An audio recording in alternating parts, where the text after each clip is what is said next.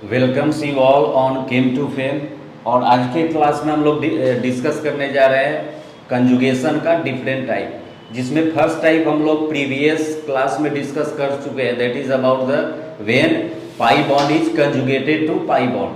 अब हमें दूसरा कंडीशन देखना है जहाँ पे रेजोनेंस हो सकता है, और जो सेकेंड टाइप ऑफ कंजुगेशन है वो हो सकता है हमारा when pi bond is conjugated to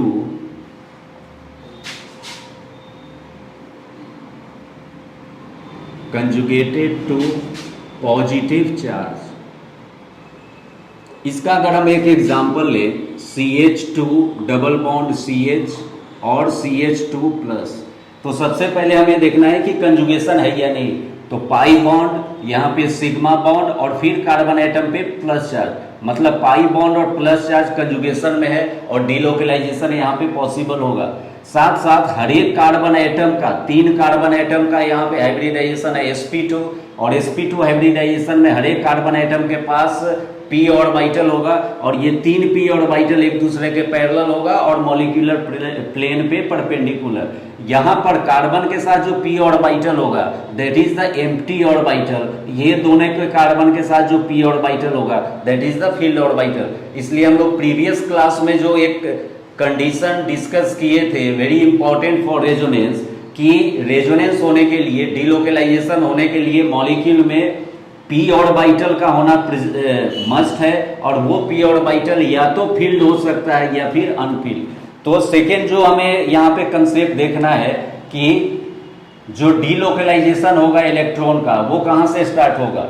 तो यहाँ इस केस में जब पाई बॉन्ड कंजुगेटेड हो प्लस चार्ज से, तो delocalisation will always start from pi bond towards plus charge, मतलब हमें प्लस चार्ज की ओर डीलोकलाइज करना है। तो इस पाई बॉन्ड को अगर हम डीलोकलाइज कर दें ये दोनों कार्बन एटम के बीच में, तो जो हमारा नेक्स्ट RS होगा रेजोनेटिंग स्ट्रक्चर, उसमें हम सबसे पहले सिग्मा बॉन्ड का स्ट्रक्चर ड्रॉ कर लेते हैं CH CH2, और जब ये पाई बॉन्ड ये दोनों कार्बन एटम के बीच में मूव करेगा तो यहाँ पे डबल बॉन्ड का फॉर्मेशन होगा, और डबल बॉन्ड बनते समय कार्बन का जो प्लस चार्ज है वो खत्म होगा, कार्बन न्यूट्रल हो गया।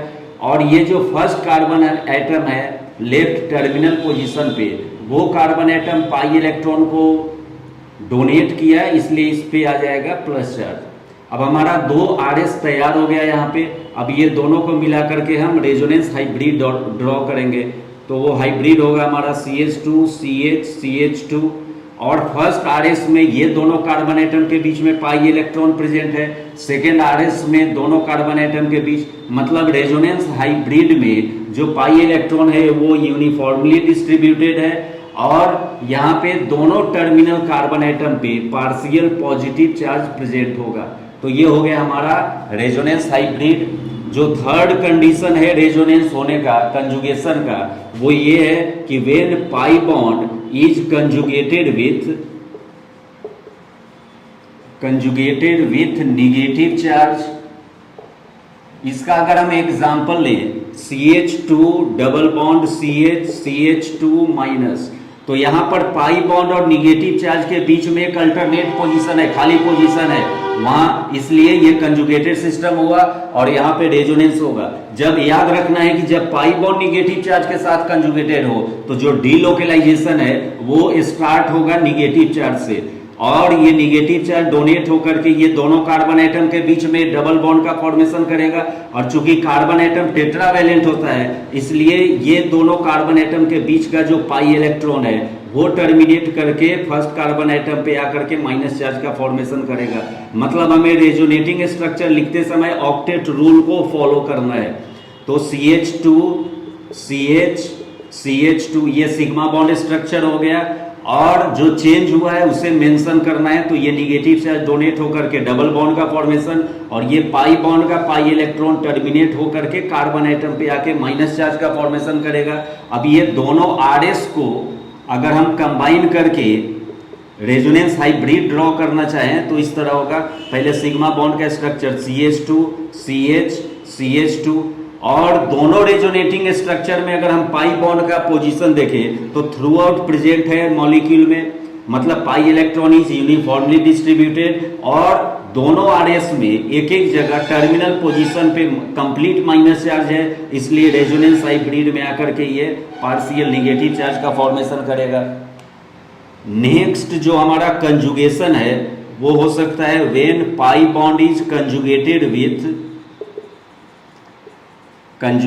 With lone pair of electron. उसका एग्जांपल हम लेते हैं यहाँ पे CH2 double bond CHOH। Oxygen atom divalent होता है, इसलिए इस ऑक्सीजन एटम पे दो लोन पेयर प्रेजेंट होगा। अब यहाँ का पाई बॉन्ड और लोन पेयर कंजुगेशन में है, अल्टरनेट पोजीशन में है, इसलिए डीलोकलाइजेशन होने जा रहा है यहाँ पे।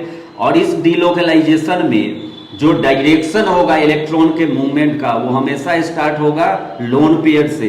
तो लोन पेयर डोनेट होकर के यहाँ पे कार्बन ऑक्सीजन के बीच में डबल बॉन्ड का फॉर्मेशन करेगा।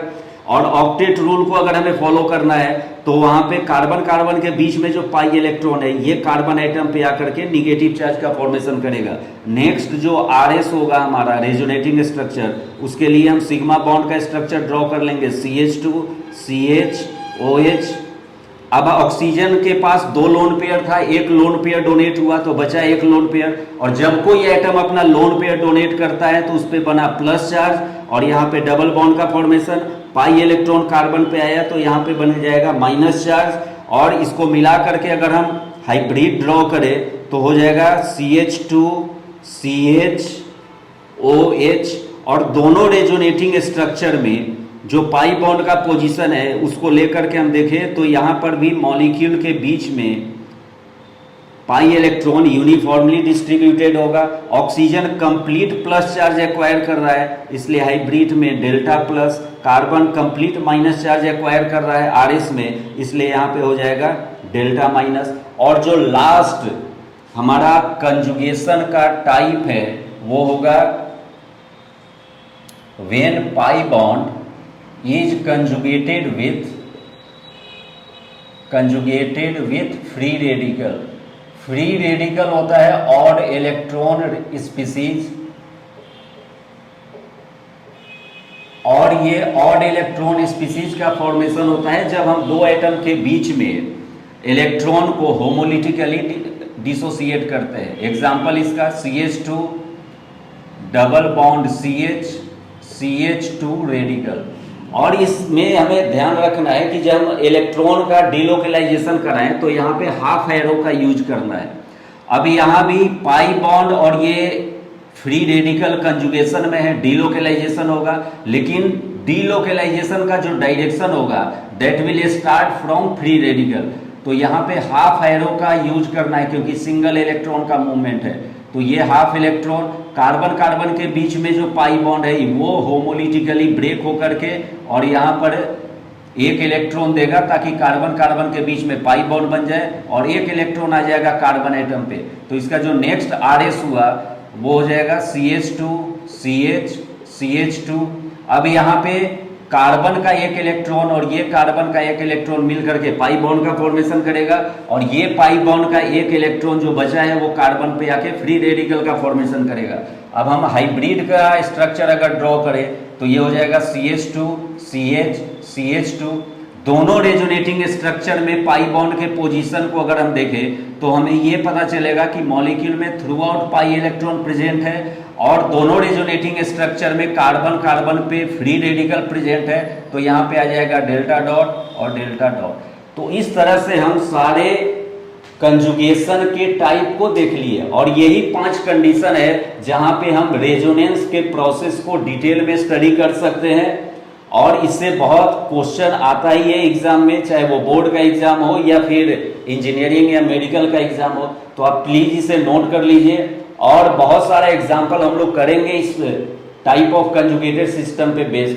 इस क्लास में हम लोग ये पढ़े कि कितने टाइप का कंजुगेशन हो सकता है जहां पे हम रेजोनेंस को सोच सकते हैं, कर सकते हैं। तो आप प्लीज इसे नोट कर लीजिए। कोई डाउट हो तो आप हमें कमेंट बॉक्स में पोस्ट कर सकते हैं। Thank you.